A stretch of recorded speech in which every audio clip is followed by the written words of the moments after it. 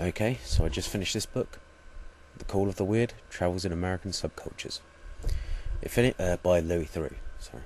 If any of you have seen Louis' TV shows, then you know what to expect from this book. In essence, it is an extension of the TV series, Louis Theroux's Weird Weekends, one of the best series examining strange subcultures I've ever seen. In fact, it may be one of the few. I'm not sure exactly how to define Louis' style. In a way, it is a kind of gonzo journalism, but at the same time not really.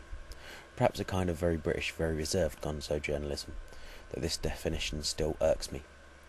Anyway, I provided a couple of links in the description that showcase some of Louis' best work, Louis and the Nazis, and Louis and the Most Hated Family in America.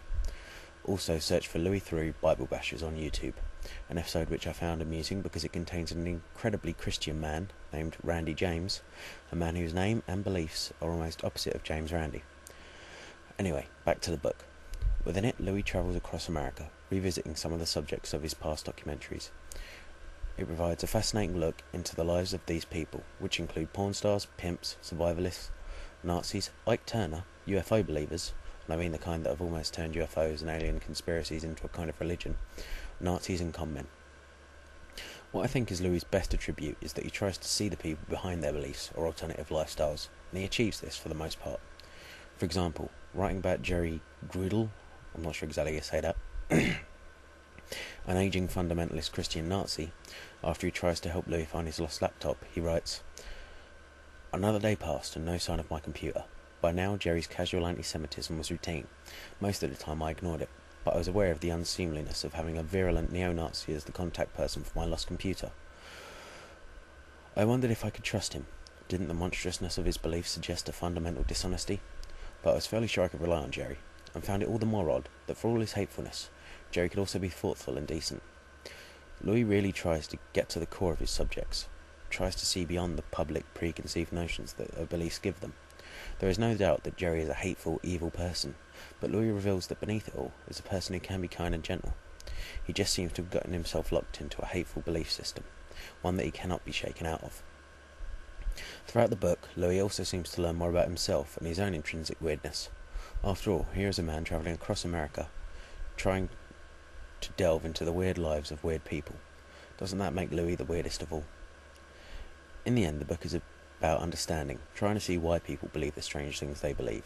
Why in a way we all hold some strange beliefs that we can't fully understand. Even if it's something as small as thinking a black cat will bring you bad luck, to something as big as thinking the universe is 6,000 years old.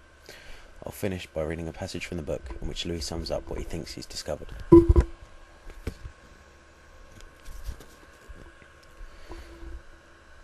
"This is my weirdness. If the lesson of Harold Camping is any guide, it is my destiny to live it to the end. Have you ever argued with a member of the Flat Earth Society? A self-help guru named Ross Jeffries once asked me. It's completely futile, because fundamentally, they don't care if something is true or false. To them, the measure of truth is how important it makes them feel. If telling the truth makes them feel important, then it's true. If telling the truth makes them feel ashamed and small, then it's false.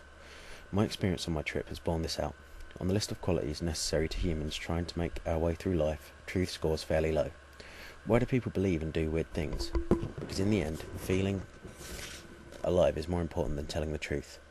We have evolved as living creatures to express ourselves, to be creative, to tell stories. We're instruments for feeling, faith, energy, emotion, significance, belief, but not really truth. As noted by both Shakespeare and Elvis, the world is a stage we walk upon. We are all, in a way, fictional characters who write ourselves with our beliefs. Laters.